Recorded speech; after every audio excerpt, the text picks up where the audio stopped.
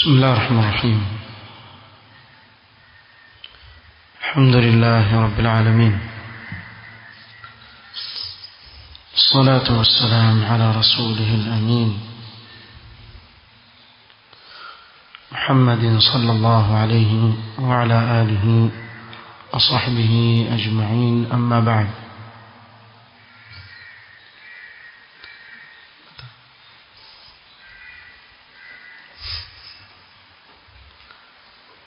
طيب، leo ikiwa ni tarehe 6 mwezi wa Ramadhan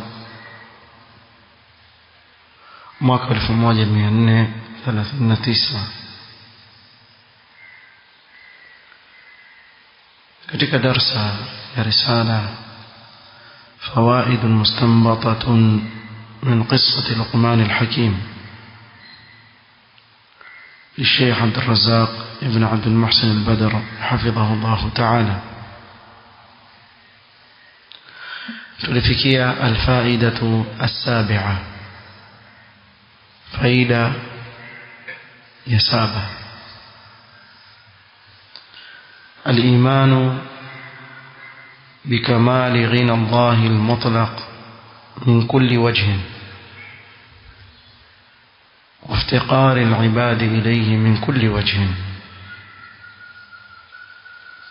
katika fawaid, miongoni mwa faida zinazopatikana katika kisa cha Luqman alayhi salam ni kuamini ukamilifu wa ukwasi wa Allah subhanahu wa ta'ala, na kuwa Allah subhanahu wa ta'ala ametosheleka kwa kila namna, hahitaji yoyote yule,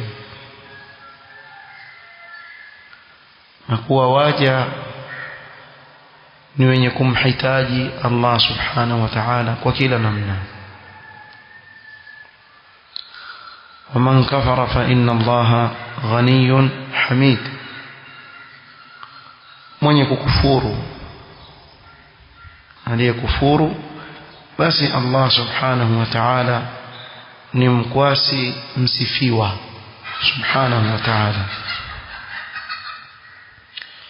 نؤمن بأن الله غني، والغني اسم من أسماء الله الحسنى ومتضمن لوصفه سبحانه وتعالى بالغنى. tuamini kuwa Allah subhanahu wa ta'ala ni mkwasi, na al-Ghani ni jina katika majina mazuri matukufu ya Allah subhanahu wa ta'ala, na ndani yake jina hili kuna sifa ya ukwasi alionayo Allah subhanahu wa ta'ala. وهو جل وعلا غني عن عباده وجميع مخلوقاته من كل وجه. الله سبحانه وتعالى ni mkwasi, hawahitaji waja wake. Arhamkumullah. Bali Allah subhanahu wa ta'ala kwa njia yoyote vile hahitaji yoyote katika viumbe wake. وعباده وجميع مخلوقاته فقراء إليه من كل وجه، na waja wake na viumbe wote ni wahitaji kwa kila namna kwa Allah subhanahu wa ta'ala.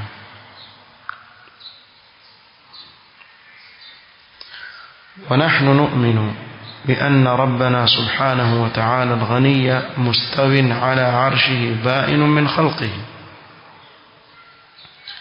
أسيس بيتواميني kuwa Allah subhanahu wa ta'ala Mola wetu mlezi aliye na sifa ya ukwasi yupo juu ya arshi yake mbali na viumbe wake, kama akhbara huwa bidhalika fi kitabi ar-Rahmanu 'ala al-'arshi istawa.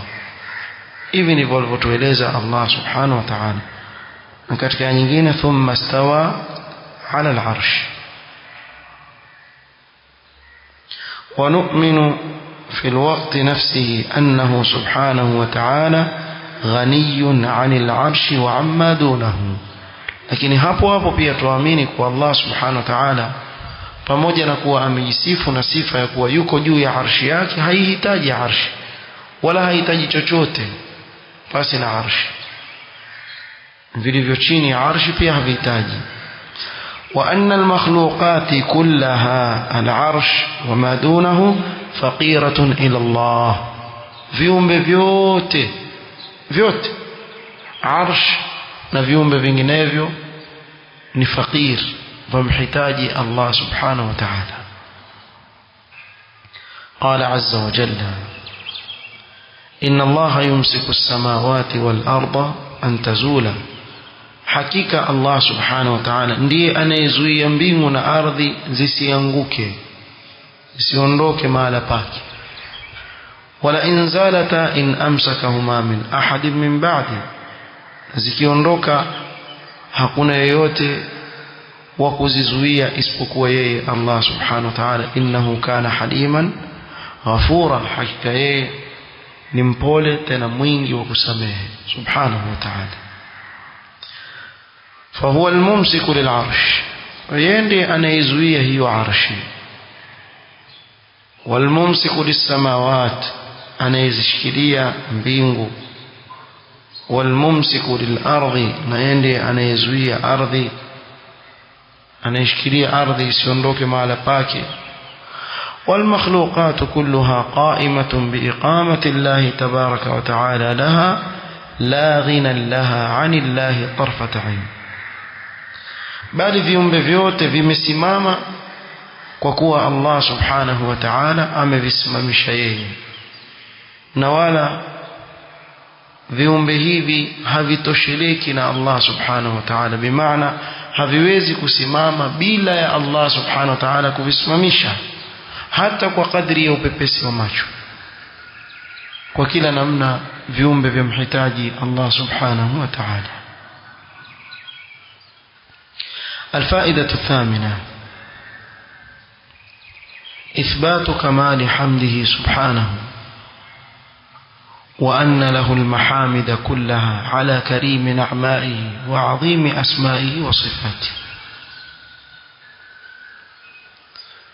kuthibitisha ukamilifu wa kusifiwa Allah subhanahu wa ta'ala, na kuwa yeye ndiye aliye na kila sifa njema kwa ukarimu wake, neema mbalimbali alizowapa waja wake, na utukufu wa majina yake na sifa zake. qala azza wa jalla waman kafara fa inna Allaha ghaniyyun hamid, na aliyekufuru basi Allah ni mkwasi msifiwa. والحميد اسم من أسماء الله الحسنى. الحميد ni jina katika majina ya Allah subhanahu wa ta'ala, miongoni mwa majina mazuri yake yeye Allah subhanahu wa ta'ala. ودال على ثبوت الحمد لله سبحانه وتعالى, na hili jina ni dalili ya kuthubutu kwa sifa njema zote kwa Allah subhanahu wa ta'ala. وأن له الحمد المطلق الكامل على كل حال وفي كل حين. نقول الله سبحانه وتعالى ndiye msifiwa mutlaqan kwa kila sifa ya ukamilifu katika hali zote na wakati wote. فهو سبحانه يحمد على أسمائه وصفاته. الله سبحانه وتعالى husifiwa kwa majina yake na sifa zake. ويحمد سبحانه على نعمه وآلائه وأفضاله وعطائه. na Allah subhanahu wa ta'ala husifiwa kwa neema zake na fadhila zake na ukarimu wake anaowafanyia viumbe wake. فهو الحميد جل وعلا الذي له الحمد كله. Allah subhanahu wa ta'ala ni msifiwa ambaye sifa zote njema ni zake yeye. qala ta'ala lahu alhamdu fil ula wal akhirah, sifa zote njema ni zake yeye mwanzo na mwisho. lahu alhamdu awwalan wa akhiran, sifa zote njema ni zake yeye mwanzo na mwisho. وله الشكر تبارك وتعالى ظاهرا وباطنا. na Allah subhanahu wa ta'ala ndiye anastahili kushukuriwa kwa dhahir na ndani ya moyo. falhamdu kulluhu lillah wan ni'matu kulluha min Allah. kwa sifa njema zote ni zake Allah subhanahu wa ta'ala, na neema zote walizokuwa nazo waja wake ni kutoka kwa Allah subhanahu wa ta'ala. وما بالعباد من نعمة فهي من الله هو موليها. نعمة yote walionayo waja wa Allah subhanahu wa ta'ala, neema kama ile yatoka kwake yeye peke yake Allah subhanahu wa ta'ala. wama bikum min ni'matin famin Allah. neema zote walizonazo wanadamu zatoka kwa Allah subhanahu wa ta'ala, lakini ni wachache katika wanadamu wanaomshukuru Allah subhanahu wa ta'ala kwa neema kama hizi. qala Allah ta'ala wa qalilun min ibadiya ash-shakur. ni wachache katika waja wangu wanaomshukuru Allah subhanahu wa ta'ala, wachache sana. ينبغي أن يكون الحمد كله مخصوصا بالمنعم وحده. yatakikana bali yapasa sifa zote njema awe atahusishwa yule aliyeneemesha peke yake ambaye ni Allah subhanahu wa ta'ala. ولهذا يقول الملبون في تلبيتهم. tizama wenye kuleta talbiya usema innal hamda wan ni'mata laka wal mulk la sharika lak. innal hamda, hakika sifa zote njema, wa alaykum salam, wan ni'mata, na neema zote tulizokuwa nazo, laka, ni zako wewe, zatoka kwako wewe neema hizi, na sifa zote njema ni zako wewe. laka wal mulk, na ufalme pia ni wako. la sharika lak, huna mshirika na wewe katika hilo. kwa hivyo hii ni katika fawaid, miongoni mwa faida zinazopatikana katika kisa cha Luqman al-Hakim alayhi salam. الفائدة التاسعة. faida ya 9 katika fawaid zinazopatikana katika kisa cha Luqman. makanatul hikmati وعظيم نفعها لمن حباه الله تبارك وتعالى بها. daraja kubwa ya hikma, cheo kikubwa cha hikma na manufaa yake makubwa kwa yule ambaye Allah subhanahu wa ta'ala atampendelea hili jambo awe nalo. wamanna alayhi bitahsiliha, Allah akamneemesha mja wake kuwa na hikma, basi hii ni neema kubwa sana. وهذا واضح في هذا السياق المبارك في ثناء الله على لقمان. hili jambo liko wazi katika mtiririko huu mubaraka wa maneno ya Allah subhanahu wa ta'ala katika kumsifu Allah mja wake Luqman, ومدحه بأن الله عز وجل آتاه الحكمة. kumsifu Luqman kuwa Allah subhanahu wa ta'ala alimruzuku hikma nyingi sana. وهذا يجعل العبد حريصا على معرفة الحكمة ما هي وحريصا على الاتصاف بها. na haya yampelekea mja kuwa na pupa ya kutaka kuijua hii hikma ni kitu gani, kadhalika kuwa na pupa ya yeye kusifika na hikma. ومما قيل في معنى الحكمة, na taarifu nyingi ambazo wazitaja wanaovioni kuwa hikma maana yake nini. miongoni mwa yale maana ambao wameyataja kuwa hikma ni kitu gani? Annaha al-ilmu an-nafi' al-maqrun bil-amal as-salih. Wengine wakasema hikma ni ilmu iliyo na manufaa ambayo imeambatana na amali njema. Maana kuwa na hikma haitoshelezi kuwa na ilmu peke yake, bali ilmu kama ile hiyo imeshikana na vitendo, kuitendea kazi ilmu Allah aliyokupa. Hii ni hikma. Waqila hiya wad'u al-umuri fi mawdhi'iha. Wengine wakasema bali ni kuweka kila kitu mahala pake panapostahili. Na bila shaka anayeweka kila kitu mahala pake panapostahili ni yule anayefahamu. Ambaye hana ilmu hawezi kuweka kitu mahala pake. Anayeweka kila kitu mahala pake ni yule aliye na ujuzi. Hii pia bado yahitajika nini? Ilmu. وقيل هي البصيرة يعني العلم والفهم نوفهام والسداد نكوفة توساوى وحسن الرأي نكون رأي مزوري. حكمة حكمة سيكون مجي وينكويشوم مالي لا ni zawadi kutoka kwa Allah subhanahu wa ta'ala anayeweza kubeba maana haya yote. Waqila ghairu dhalika, wengine wakasema maana mengine isiyokuwa haya tuliyotaja. Ingawa yote haya tuonyesha cheo kikubwa cha hikma. Kwa mtu mwanzo awe na pupa ajue hikma nini. Kwa tushafahamu hikma ni kitu gani. Sasa ni mtu kuwa na pupa ya kusifika na hikma. الشاهد أن الحكمة لها مكانة عظيمة. شاهد نكوى حكمة إن تشيو كيكوبة سنة. حكمة إن نفاسي كوبة سنة katika sheria hii, na cheo chake ni kikubwa sana ikiwa mwanadamu ataruzukiwa na Allah subhanahu wa ta'ala hikma.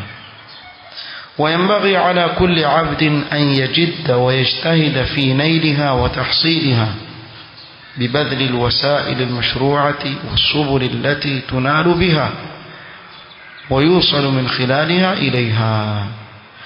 na yampasa mja awe atajibidisha sana katika kuipata hikma kwa kutumia kila njia ambayo imeruhusiwa kisheria, katika njia ambazo hutumika kuipata hikma. Na njia kubwa kabisa ya mtu kuipata hikma ni kuitafuta ilmu iliyo na manufaa, ilmu ya kisheria. Aliye na ilmu ya kisheria mara nyingi Allah subhanahu wa ta'ala humfungulia aina mbalimbali za hikma.